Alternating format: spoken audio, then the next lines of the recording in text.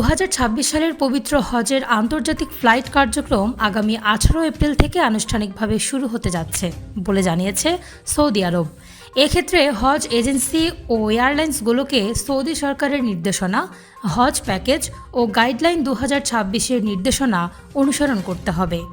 জানা যায়, বিশ্বের অন্যতম বৃহত্তম এই বার্ষিক জনসমাগম উপলক্ষে সৌদির উদ্দেশ্যে যাত্রীদের বহনকারী প্রথম ফ্লাইটগুলো ওই দিন থেকে উড্ডয়ন করবে। আগামী 21 মে পর্যন্ত হজের এই আগমনী ফ্লাইটগুলো চালু থাকবে।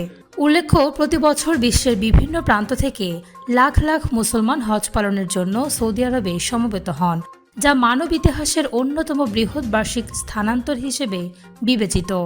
এবছরের পবিত্র হজ 26 মে চাঁদ দেখা সাপেক্ষে অনুষ্ঠিত হবে। এদিকে বাংলাদেশের হজ ব্যবস্থাপনা কার্যক্রম তদারকির জন্য 25 সদস্যের একটি নির্বাহী কমিটি গঠন করেছে সরকার। এ বিষয়ে রোববার মন্ত্রিপরিষদ বিভাগ থেকে প্রজ্ঞাপন জারি করা হয়েছে। প্রজ্ঞাপন অনুযায়ী ধর্মমন্ত্রীকে কমিটির সভাপতি করা হয়েছে, আর ধর্ম বিষয়ক মন্ত্রণালয়ের হজ অনুবিভাগের প্রধানকে সদস্য সচিব হিসেবে দায়িত্ব দেওয়া হয়েছে।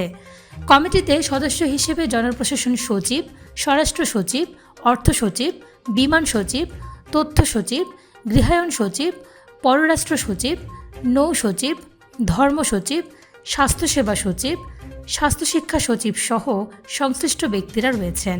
কমিটির কার্যপরিধিতে বলা হয়েছে, সুষ্ঠু হজ ব্যবস্থাপনার লক্ষ্যে প্রয়োজনীয় কর্মপরিকল্পনা প্রণয়ন, হজ প্যাকেজ অনুমোদন এবং জাতীয় কমিটির সিদ্ধান্ত বাস্তবায়ন নিশ্চিত করা।